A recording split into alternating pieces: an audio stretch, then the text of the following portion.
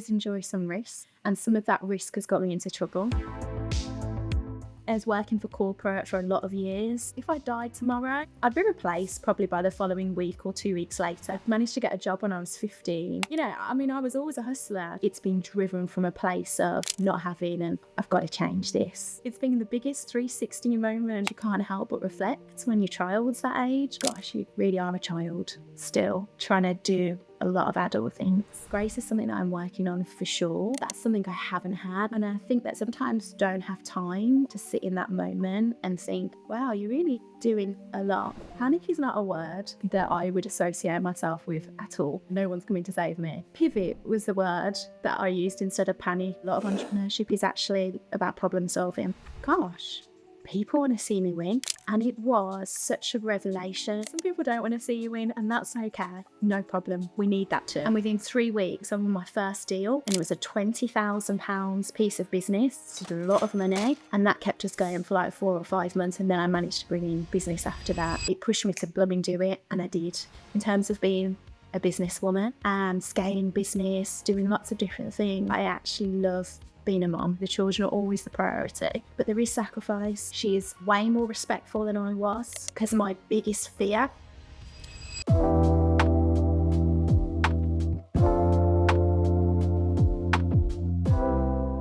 Welcome to another episode of Everyday Leadership, and it's always a pleasure to be able to have a conversation with amazing people and people that I can also call a friend. And today I have both.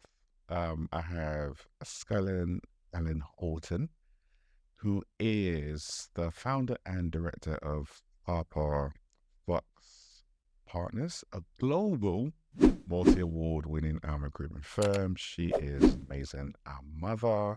She is a previous Apprentice finalist. She is ambassador of charity ambassador of We Are Domestic Abuse, and someone who I found really remarkable in so many ways, in ways that I actually don't think is very visible. And hopefully we're going to get into a conversation today and pull out some of those nuggets out of her. But Scarlett, welcome to the podcast. Hey, Chape. Very excited to be here. Thank you for having me. So my first question to you is, who would you say you are when you describe yourself? Who would I say that I am? Yeah. You know what? That is a very Chape question. That is, thanks for that. That is something, identity is something that I've really been working on massively. And I've been asking myself that question for about 12 years. And I'll be vulnerable, because we were just talking about vulnerability. And I was in a very, very controlling relationship for a long time, and definitely lost who I am and the essence of who I am. So I've really tried to work in these last 12 years to understand who I am. And I think in answer to your question, I now understand the things that I like and dislike. But more importantly, I think actually the core of who I am and I hope to be is a really good person, without sounding cheesy in any way, that actually really brings some positive things to the world and to other people. And I think actually that's the core of who I hope I am and I absolutely want to be. When you say you now know the things that you like and dislike, I'm almost very curious, like, what are the things that you like and dislike? Food is a real like of mine. So things... Any particular cuisines are like, yeah, this is Scarlett all day, every day? Yeah, I'm half Kashmiri, so half Pakistani, and I really like Asian food. Like, I've just come to realise that I absolutely do love Asian food. And I really like East Asian food as well. So gone down a slightly different viewpoint, but yeah, very keen on kind of food. Some of the things that ignite my passion, some of maybe the books, the podcasts that I enjoy, the things that I want to listen to. Very, very hot on kind of self-development, continuous improvement, authenticity. So yeah, those are the things that and you know what I really like and love, actually? I really love being a mother. And sometimes, and this is changing, I think, but sometimes it's an interesting mix, or one that we're not always used to seeing as much it's getting way better in terms of transparency, in terms of being a businesswoman and scaling business, doing lots of different things. But I actually love being a mom. Really love it. Like really kind of homebody, love that. And that's quite an interesting combination that I don't think was talked about that much, or sometimes there's a view that maybe that's difficult or not possible to achieve. How do you think, well, no, how? That view of being a mom, loving being a mom, but also being a business owner, isn't comes down to the whole people feel that you can't have it all and do it all, or even some things that I know that a lot of women in particular go through of when you're running a successful business, not being able to attend all the dance recitals, be there for your child, put your kid to bed, all that kind of stuff. It can be very, very hard to be able to balance or try and balance all of that. And I'll be honest, I don't think you can have it all. I think that when you operate at a certain level, or the certain levels, and I mean that in kind of corporate or from an entrepreneurship space, so maybe you go home and it gets to maybe 5 o'clock and you can't always completely switch off, or you work 40-hour weeks, 50, 60, 70-hour weeks, or like me, you have 10 billion different ideas of new things that I want to start tomorrow. Do you want to get involved, Sharpe? It's hard. And I think that it would not be being completely transparent for me to say, oh gosh, yeah, you can have it all. You know, you can be dressed like this and be at the dance recital and be, no, that's not true. And I think the truth is the sacrifice and there's prioritization, and those can change depending on what happens. Obviously, the children are always the priority, but there is sacrifice. And the main reason, aside from other things, that I started this business 5.5 years ago was because I wanted to do the school run. That was my main priority. How do I provide for my children? I brought them up alone. How do I provide for the children? And how do I drop them to school and pick them up? Pretty much, well, every day, unless I'm traveling every day. How do I do that? And then I'm just accountable for them. They're accountable to me, and I can spend time with them on the way to and from school. And that was the main driver. And that is what I've done every single day since, aside from travel. That's amazing. I think there are times when people underestimate the small little things and how can make an impact. In fact, the lesson I learned, because recently I travel a lot, and I have a day when I'll take my wife's also, I take my daughter to school. And the days when I'm away, when that doesn't happen, she's always on me like, Daddy, seriously, you have to make up for this. She's 15 now. But every single time, like today's Wednesday. So Wednesday's my day where literally I drop her off to school. She puts her playlist on, which is normally musicals, oh Lord. And she sings along all the way to school. She looks forward to it every single week. Yeah, it's beautiful. And the days when it doesn't happen, she's actually disappointed. So you were able to do that consistently for the last 5.5 years. That's remarkable. Yeah, thank you. And that, and don't get me wrong, and that's prior to hardly doing it at all. Before school club, after school club, my mum was a fantastic support initially, or all of that sort of stuff. And I just thought, I can't, like, I just adore my children. And by the way, I totally understand people that are doing the before school. I've done that for years and years. It was just for me personally. My children were starting to get older, and I thought, this is a real priority for me. And without sounding morbid, I was working for corporate for a lot of years, really enjoyed it, you know, gratefully was very successful within that environment. But I also knew, like, again, without sounding morbid, if I died tomorrow, I'd be replaced probably by the following week or 2 weeks later. And they might be a bit sad for a day or two, and then they'd get over it and crack on. And that's the truth. And it's where do the priorities sit? And that was the balance for me personally.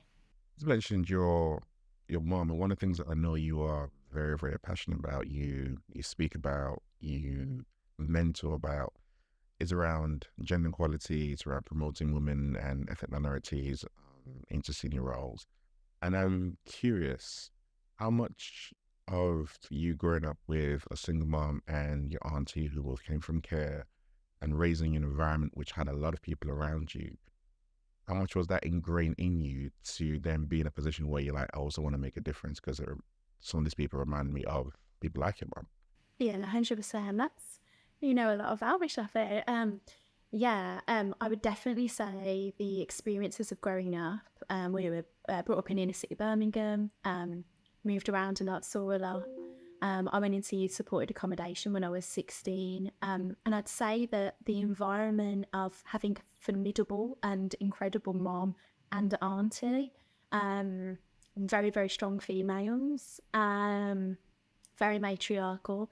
And then some of the experiences that I went on to see when growing up and experience, particularly when I went into the workplace, and then having children of colour too, it's deep inside. And I'd say it's been deep inside me for a long, long time, that I knew that we've got to make some really positive change here and I can't help myself but do it. Would you say you've always been bold, courageous, confident, especially if I go back even to like a younger teenager? You just talked about you left home at 16 and it was because you got into back and forth with your mum and you had enough. My poor She mum. asked you to move out. So you always had this, I'm going to call it this courageous, confident attitude about yourself that, you know what, I'm just going to figure things out? Or were you a quieter child? No, I would say that I always enjoy some risk. And some of that risk has got me into trouble with some of the life choices that I've made. And that's for me being transparent. Um, but there has always been, I think, an inner confidence. And there is a difference between self-worth and confidence, to be clear. And that one's the one I'm working on still. But there is an inner confidence. And I think that I knew that if I performed really well, whatever I did, there is a perfectionism in me, that I could change those things. And that was kind of my theory. How do I be better than the people that I'm working around? How can I and it wasn't I got on with everyone always. It was just how can I outperform them so I can progress, or I can earn more money, or it was this constant challenge. And that hasn't changed.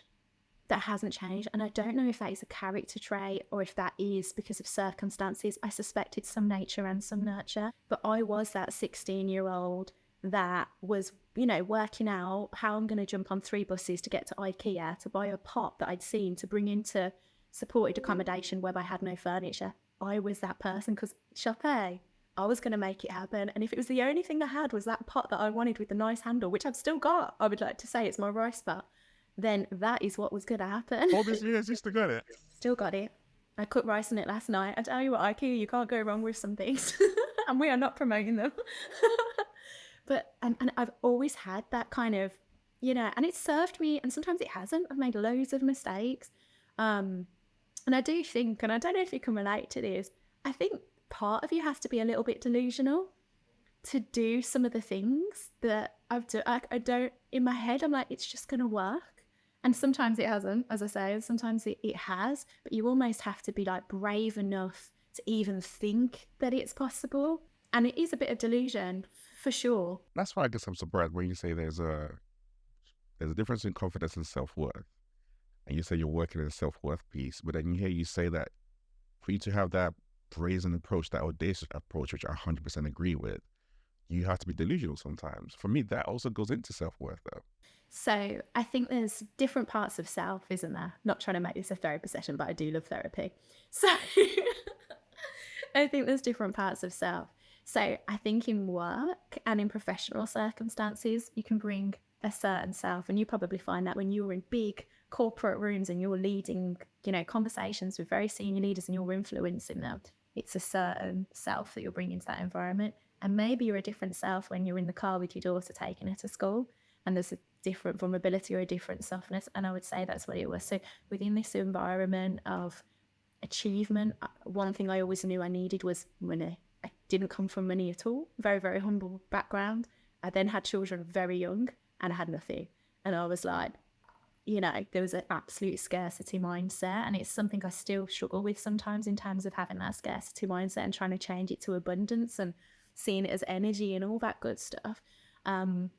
But the reality is that, it's been driven from a place of not having, and I've got to change this. And that was initially the core driver when I was 16, 17. Younger than that, I was a milkman's assistant at 13, I managed to get a job when I was 15 without a national employer card because I said I was 16.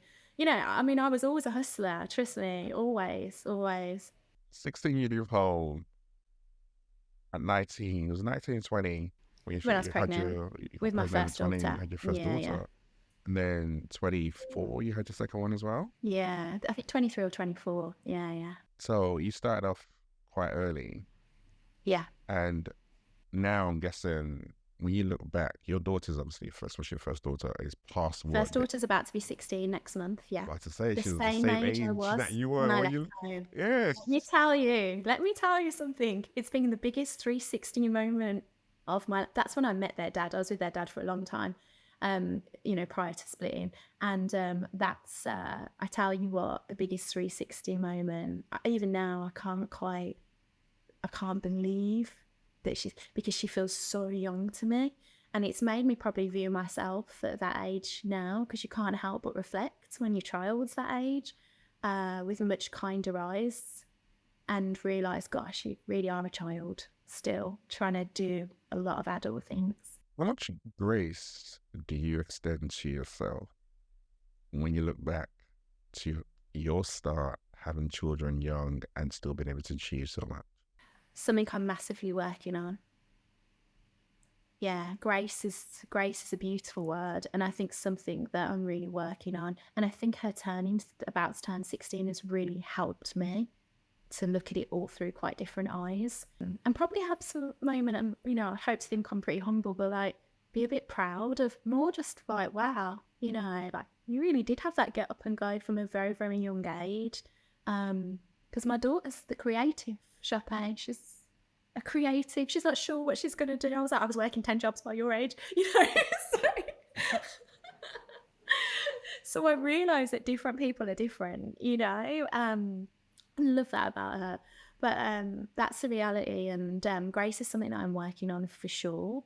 But yeah, that's something I haven't had, and I think that sometimes when you're on a runaway train, got to make it happen, go, go, go, go, go, juggling, juggling, juggling. You sometimes don't have time, or I didn't make time to sit in that moment and think, wow, you're really doing a lot. And it's probably when other people say it to me. Particularly, I had one of my friends who I grew up with in supported accommodation message me just the other day. She's like, oh my gosh, I can't, and we're laughing about how we used to share one plate of food between the three of us, like very regularly, or not eat for the day very regularly, and laughing our heads off about it because we have fond memories. And that feels like I could just go back to that later today. That would feel comfortable for me to go back to. This is more of an adjustment. It's a good adjustment. I hope so.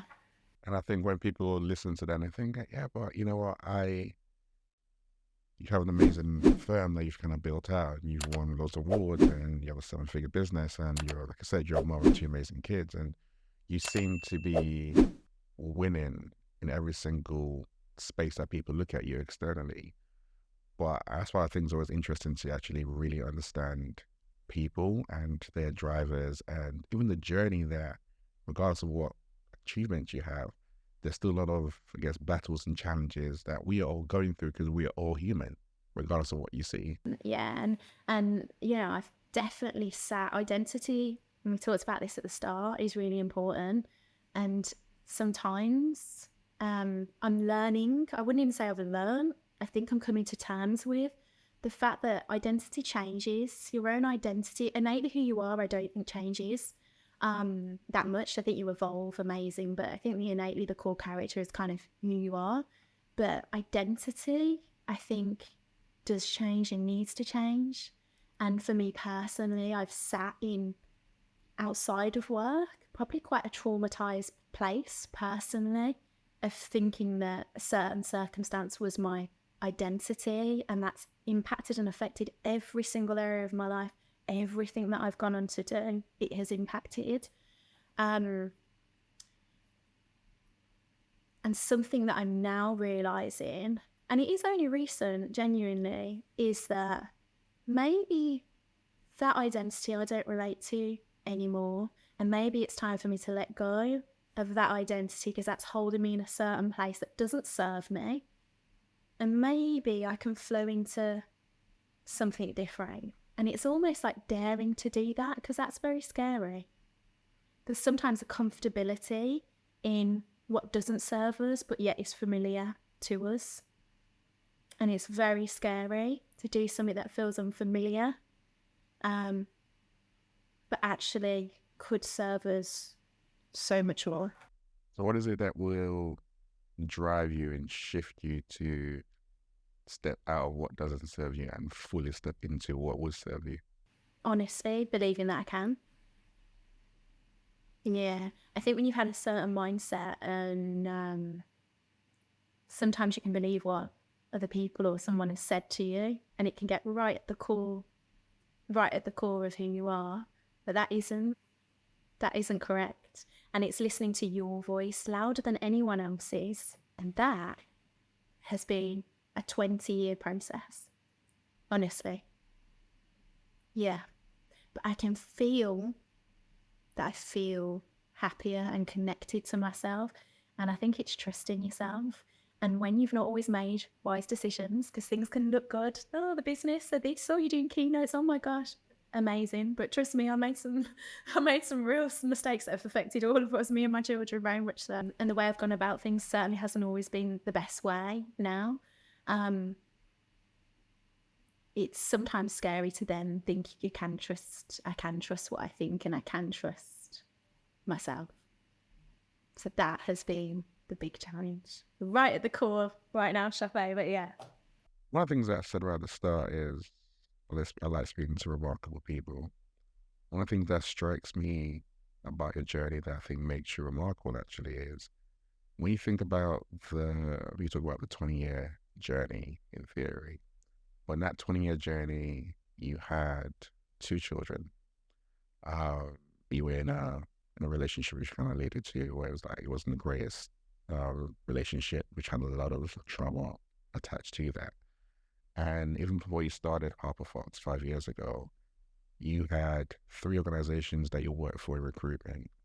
But in every single one of those organizations, you won numerous amount of awards and worked your way upwards. So from a professional standpoint, despite all the mental and emotional things you were dealing with and navigating and still being a young person and trying to figure out life and be responsible for the people, you were still thriving professionally. Being able to manage to hold all those 2 things together is not the easiest thing to do. Yeah. And thank you, by the way, that actually just made me feel a bit emotional. Because I think when you hear someone say that from someone you really respect, I'm really grateful. Thank you for saying that. And what I've now learned is that is called hyperfunctioning. So you might be going through something here, and a positive byproduct of trauma is hyperfunctioning. So you are really high performing in other areas of your life, and you often will find, I'm really interested, and I touched on this, really interested in the trauma to success piece. You often find people that are very high performing, there's something that's really driven that. So is high performing or hyper functioning and escapism where it's like, in one area of my life, at least everything's going to go well. I'm going to 100% commit to that. Whereas the other parts, which no one can really see, I can hide behind. I'm going through stuff. Is that what that looks like? I don't know. You've just given me a different perspective, actually. One that probably makes more sense. So for me personally, I think always super driven in that way. Like I said, there was a scarcity mindset. So there was definitely this drive from prior. From a very young age. And actually, slightly different route, but I did competitive swimming and gymnastics to a very high level when I was younger. And I noticed it in sports people, and I'm not acting like I'm in pro football around here, but I noticed the same thing. And I think because you're used to driving performance and you're used to putting in the work, a warm-up was 50 lengths and you were swimming 6 days a week for county and youth England and things like that. I think it really helps to shape a certain mindset as well. So I do think that's a factor for sure. But then the third thing is, I would say for me personally, that I wasn't in control of my home life at all. And some of my home life My children's dad went to prison for nearly a decade with drug-related activity. And that meant that we were in circumstances, and we met very young and a bit escalated, and that meant that you're in circumstances that actually, aside from him, can feel unsafe. You just don't know what's going to happen, if the police are going to come, if anyone's going to come to the house at any time. You're having to move, no one can know where you live, curtains are drawn. And it creates an environment that then when you go to workplace, there's a slight persona. There is a complete persona, actually. And I think that's all fed into that high performance so then you sort of, and then you go back to, and that's why I'm so passionate now about authenticity and vulnerability, probably because I couldn't be those things. And that is my natural character, or I chose not to be, given circumstances, for a long time. It's only that I've stepped into those things since doing The Apprentice, being Lord Sugar's business partner and having a conversation with him, interestingly, that I've owned it a lot more in the last 4 years. Prior to that, this is a conversation we would not have had. Did he encourage you to be more open and transparent and kind of share your journey a lot more? Yeah. So what happened was it kind of went to the papers, which I knew that was likely to be the case. When you sort of got to own it, because what do you do? It's like, so you own it, which I'd kind of come to that realisation, and I probably was in that place, thankfully, but it took a long time to get there. And then I remember, and Lord Sugar's character, so I wouldn't say he's full of wise wisdom, but he's got a lot of opinions. But on this occasion, sorry, Lord Sugar, but on this occasion, he phoned me, and I was outside the train station in Marylebone. I was in London, and he says, right, I've seen what the papers are saying, Scarlett, what are we going to do about it? Straight down the line. I was like, don't really know. Well, I don't really care. I don't really swore. I don't give a. And I was like, well, all right then. He went, no, you got to make it on your own merit. It is what it is. And I thought, well, all right then. And I think there was something that kind of switched in that, and I think it kind of going to press, which probably enabled me to break free a bit of something that I'd probably created that was like, I'd always been transparent with the girls. They always knew the situation. But that's what happened. And that's really enabled me to step into my identity a lot more in these last 4 years, I would say. And hope that there's so many people that can relate. So many people that are used to going up and down to prisons, and they've got family members and children's fathers in prison, and there's a big community of those people, and it is massively traumatic as well at times when it's long term and short term, and the circumstances that go around it. And these things do happen, and they happen to people that you wouldn't necessarily expect given what they're doing. And I think for me it was important to stand in that, and especially for my children. It's a powerful thing to do. I think a lot of times when we have histories which can feel very traumatizing or have been very traumatizing, we feel that we want to just hide that away from the world, and people don't necessarily need to know that, lean into that. But there's something that I guess speaks to Lord Sugar's advice, but even that I've seen about you, or you've owned over the last 4 years in particular, was you kind of used it to help recognize as a part of who I am, and it became a stepping stone rather than a hindrance. And I think that's what happened when, like I said, we're talking about authenticity and vulnerability. When you step into that, this is part of my identity, and there are elements of it which actually I can use to help and make a difference in the lives of other people by not hiding away from it. Yeah. You owned it. You own it. And you began to define your own story in a sense, which is a very, very powerful thing to do. I think it's a great example of what great leaders do. Great leaders are the ones who can be authentic, who can be vulnerable, who can tap into different pieces of who they are and use that to connect with other people and to really, I guess, see other people in different spaces, which you've done really, really well. Yeah, thank you. And I think as well, there was a part that was like, if I don't own all of this, it's like 20 years of my life wasn't there. So then I'm back to being the 16-year-old girl. How do I explain the last Like it doesn't. It's so hard. If it's 1 year, you might can get away. It's too long. Too much of a part of my life has it been. And I'm a God person, and I also really believe that, well, if God's, chosen me to go through some of these trials, tribulations, and positive things as well that have come on the back of it. There's always positives as well. That it's got to be for a reason, and that reason might be for someone else actually. So that is genuinely the way that I view it. How much of that background and you owning that would you say actually has helped set you up? Because when I think about something like the pandemic, when that happened, you're in the recruitment business, 90% of your business goes away overnight. Yeah, it did. A lot of people will just go into like 3-4 panic mode. Yeah. And obviously you have to find a way to navigate and you come back bigger, better, stronger. So how much of you actually owning that from way back has actually helped you and put you that resilience to be able to figure out things in business? I'd say a lot. Panic. We say panic stations in our family sometimes because some of our family members go into panic stations. Panic is not a word that I would associate myself with at all. In fact, it's probably too cool. It could be a worry. Like the house could be on fire and I think, have I got time to leave it? Could I pick up the new sofa? Like I really that is the worrying impact of some of this stuff. But you're quite right. The business, 90% of the business went over. Like I'm self-employed. I've got 2 children. I've got responsibilities in family and stuff as well. No one's coming to save me.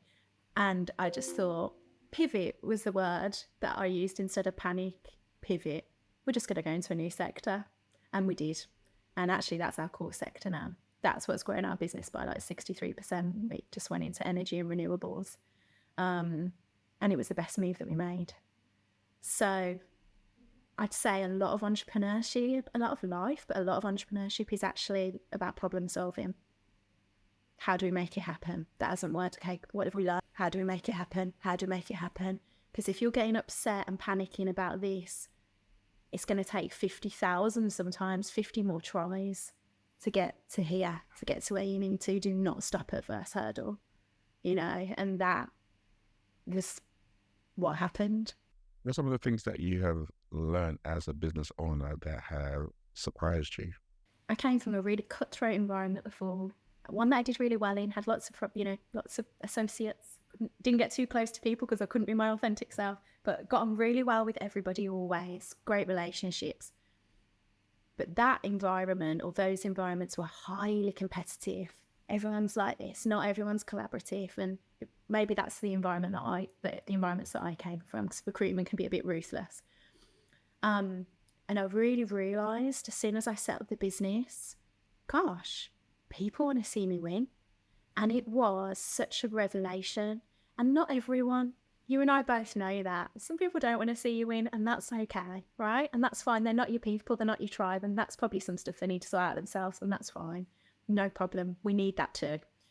But the majority of people, they want to see you win and they will help you. And all those people, the people that gave me these testimonials of service, well, I hadn't done any service for them yet because they wanted to help me, put their name to it. They would do this. I had a candidate that became our key client, so many things, so many people have wanted to help. So a key thing I would say is people actually want to see you win. And that was a beautiful, beautiful thing for me to experience and see. And that's why I'm passionate about giving back, because I've really received a lot of support and help. So that's probably the first thing. And the second thing, aside from scaling and aside from all of that stuff, I'd say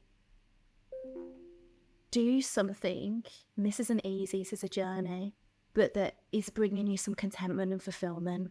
Like there has to be some purpose. The big purpose of my business is that we are seeing more women, black and brown people at the top in decision-making places and at boards. That's my personal motivation. So yes, it's a business. I want the business to make money. I want my team to do really well. I want my team to make money. All of that stuff. We want to serve our customers, our clients to a fantastic level. All of that. Ultimately, we're driven, and I'm driven by this purpose. And that's really, really key. So even if it's on a really small fundamental level and doing an at-home business as a mum, whatever that looks like, What is the purpose? What is driving you? And I think the third thing, and we've touched on this a lot, and this is a final thing, is just authenticity. As soon as you lead from a more authentic and more vulnerable place, people drop those guards very quickly, straight away, and you can connect at a much deeper level straight away. And they get more from you and you get more out of the conversation or the relationship as well. And that's something I've learned more recently is The three really powerful lessons. I think even going into conversations, that first one in particular, and people want to see you win, I think a lot of times it's easy for us to look at people who don't want to see us win. Because of the hate and blah, blah, blah, blah, but actually recognizing, no, there are people who are rooting for you. How do you surround yourself more with those kind of people or connect with more with those kind of people rather than the opposites? It's helpful in your journey. Because interesting, I think a lot of people, including me actually, from way back, you thought that you started your business because of The Apprentice, but you started your business before The Apprentice. no, before The Apprentice. Yeah. Yeah, I had the business 2 years before The Apprentice. When you left your last recruitment firm to start your own, what was that experience like for you? Do you want me to be honest? Please, wait. Tell us with each other when we talk. I had this whole plan. I'm going to work in corporate. I'm going to try and save some money on the side, which I could just about even do because I had so many outgoings with children and all of that stuff. But in my head, and then I'm going to go on to set up this business when I've got 6 months worth of money in the bank, and that's what I'm going to do. It didn't happen like that, Chopin. What happened was I bought my first house. Amazing. I had absolutely no money. I'd actually borrowed money from some family members, a little bit of money to try and make the deposit up, all of that kind of stuff. I actually owed money out. And I was working in a business. I'd moved to a really small business that was closer to my daughter's school. Again, same motivation. I couldn't collect them from school and drop them, but I'd be home earlier. I would be home at 7. I'd be home at like 5:30. Oh my God, game changer. And I had a business partner. Actually, no, I had a boss. And he was someone I'd worked with before. Difficult character. And you come across these in business. This is me being transparent. And I told him my plan. I said, look, I want to set up my own business in about 12 months. I want to save some money. So I'm going to try and earn as much money for you as possible, leave you in a good position with the business, my person who takes over from me, and I want to save money. And this is my plan. Let's formulate a 12-month plan. Super ethical, trying to be really transparent. By that afternoon, he'd offered me half of the business. Well, that's a red flag. But anyway, he'd offered me half business, only a small recruitment business. I thought, well, hold on. I've put in 2 years of work here. I've got all the client relationships. Maybe this is a fantastic idea. This isn't the way I envisioned it, but maybe it's a fantastic idea. It wasn't. And what materialised was I went on to be a director. Within a month, I realised there was some serious tax implications with the business and with the individual. Nothing to do with me, thank goodness. Because I'd only been on there for a month, I managed to negotiate my way straight out of the business. And that's what I did, and left the business. And then followed, he didn't want me to leave the business, so followed a very difficult legal situation, which the business folded and there was no issue, but it could have been highly stressful for someone else. Now, I'd been through a lot of different things before that, so for me, it was fine. I knew I'd done the right thing and it was fine. And it left me in a situation where I could have gone back to my old corporate workplace. I'd still got fantastic relationships there. I could have gone to London, gone and didn't, been a headhunter, got a high salary, I would imagine, at a big Shrek firm, the competitors that we have now. But then that would mean I'm away from my children because I'm in London. So how would I do that? How would I juggle it? And I knew I wanted to start the business. And I thought, I'm going to do it. And my old business partner wouldn't pay me any money. Because he didn't want me to leave.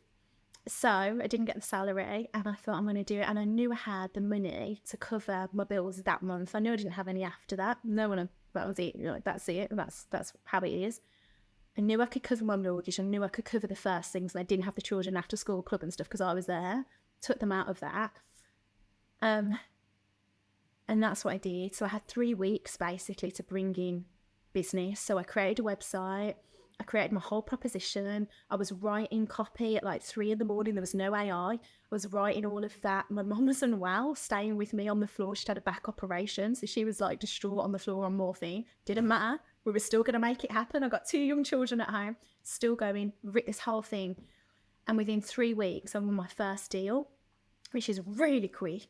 And that's God. Won the first piece of business, and it was a £20,000 piece of business. It's a lot of money. And that kept us going for like 4 or 5 months. And then I managed to bring in business after that. And that's what happened. And that client, and I said to him now since, if only he knew the circumstances and what he'd created and changed in giving me that one assignment, that one piece of business. And that's what happened. And that's the truth of what happened. And that's how Harper Fox was born. Do you still work with that client now? Yeah, I do. Powerful. I'm actually helping him to secure a role now. Yeah, I did.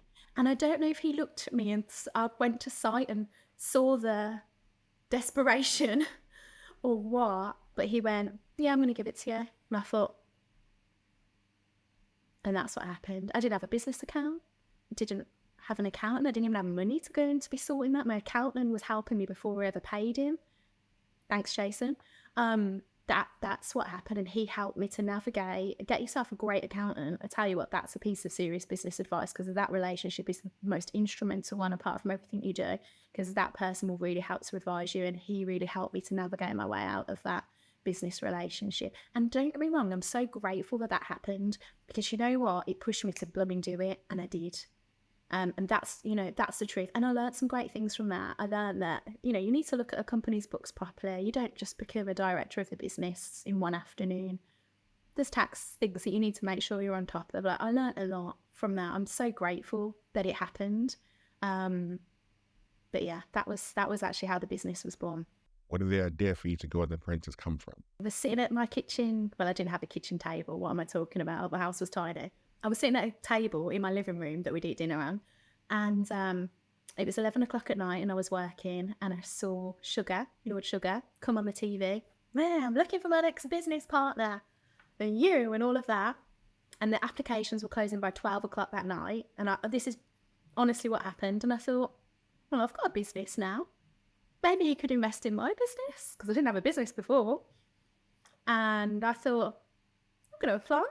Opened up another tab, quickly applied, went through the process thinking, this is a fun challenge, ha ha ha, like, this will get me out of my comfort zone, always trying to push forwards. Then I got offered it. And then I thought, what do I do now? Because I've lived hiding for a lot of years, hiding completely my situation for a lot of years. And they had to go and speak to my children's dad, who was in prison at the time, and his probation officer, for safety reasons, to make sure I could do the show. And because we had to wait for approval, I then didn't know if I was going to do it until just a very short period of time before. And for that reason, I thought, if that gets approved, I'm doing it, because I'm not being controlled by this situation anymore. So I didn't have time to overthink it. And then I was thrust into doing a show. I didn't even have social media, nothing, not even a WhatsApp picture.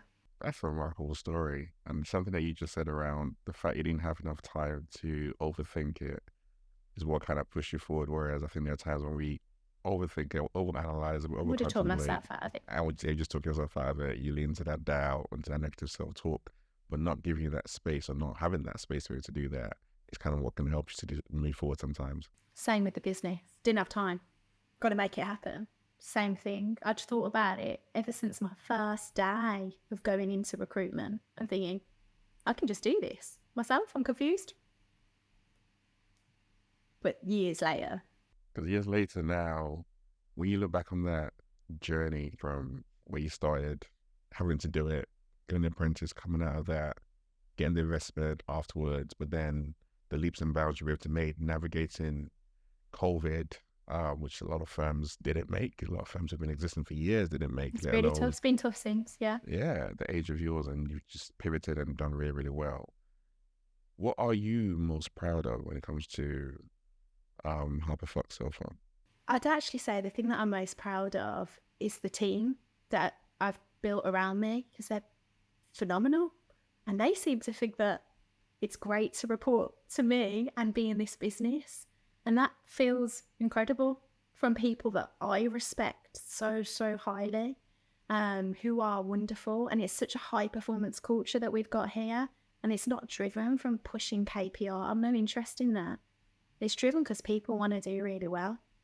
And that's probably what I'm so proud of in terms of the actual business. Like, it doesn't feel real. Even like looking at this, I'm like, God, that's how more we do. Like, it doesn't feel, but there's so much more to do. I'm on the train still, aren't I? You know, what's next, you know? And definitely the board composition piece, aside from the award. I think when you go up on stage with your team and you've won awards for being the best in the industry, not just for client service and firm and all that, but for diversity, inclusion, you're making a difference. Right at the core of where I care. I'm not, grassroots is cool, but this board piece, this more senior piece is where it all changes. That's the game changer. That is, that feels great. Yeah, but so much more to do. Where did you, I guess, learn how to be able to lead other people and to build a good, thriving culture that enables people to be able to want to be there and want to work for you and do all the great work that you and your team have won awards for them? Probably two different things. So I think the first one being a mum. I think being a mother, from a young age, I've been having responsibility and looking after people, little people, now taller than me people, but for the majority of my life, pretty much all my adult life. And something that I learned really quickly was that if I shout at my daughter, she's going to shout at me. But if I speak to her with respect, she's going to speak to me with respect. So I'm to treat her exactly how I want her to treat me. And that is exactly how our household runs. And that theory is the reality. And I think that's something, I hope that's something that I've really took into the business. That I want to treat people how I would hope that I'd always been treated, respect them for exactly who they are and do right by people because it's the right thing to do. And what a privilege that they are dedicating their time, the most highly sought after commodity, to my business. It's our business. We're our team. It's ours. But ultimately, to a dream that I had in my bedroom where I used to write the logos on the wall and find pieces of ribbon for colours that I liked for the branding that I dreamt up years ago.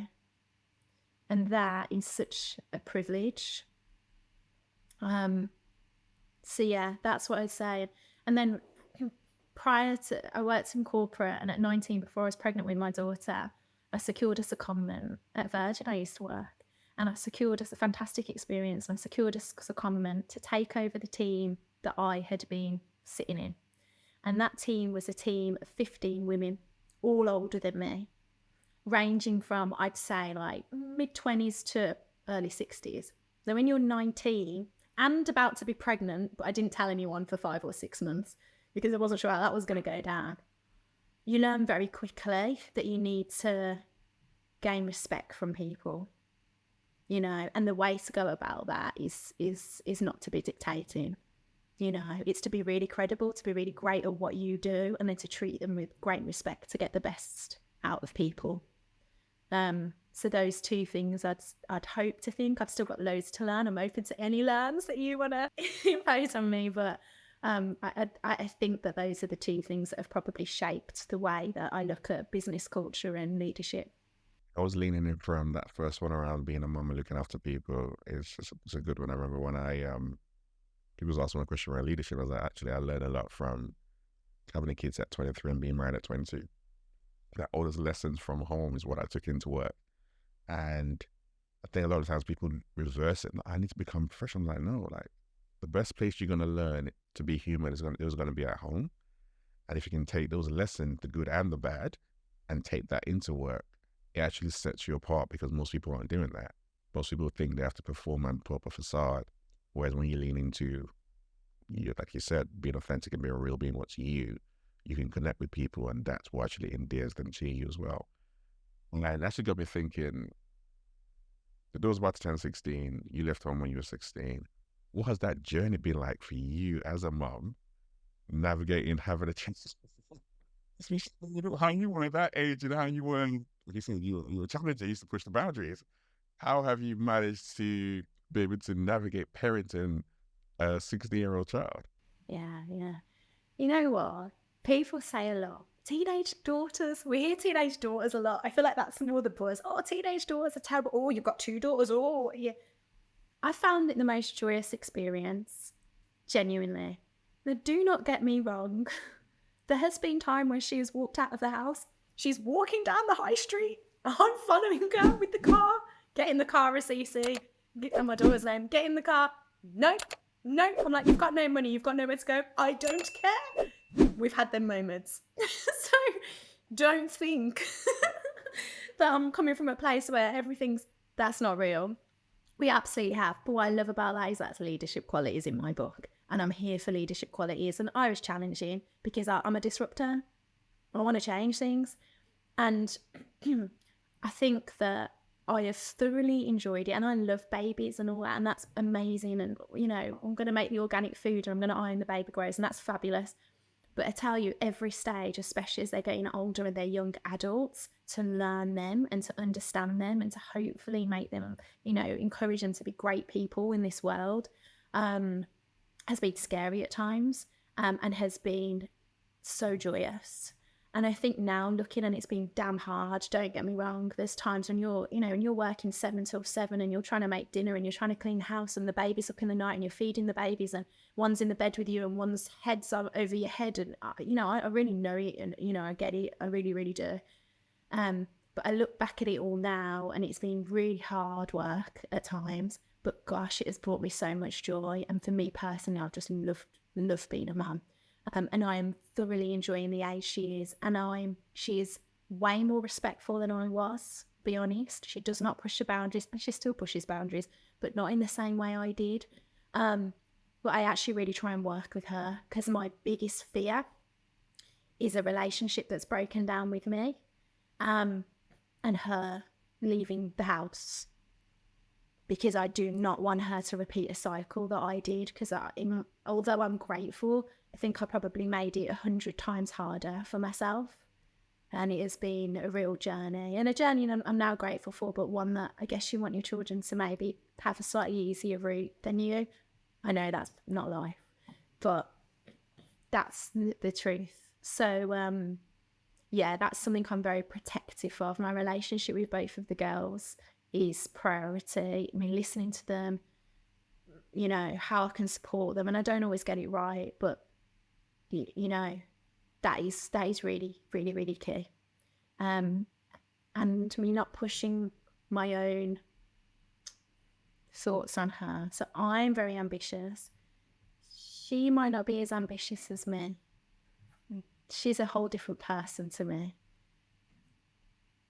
That's something I've had to learn and understand and appreciate, that she's a different person with a different life route to what I might think is right for her or not. She's got to go with what's right for her, and I need to support her in that. Probably one of the hardest lessons as a parent to learn. I mean, I always say with my two, where I'm like, I need to recognize that they're both growing up very, very differently to myself and my wife.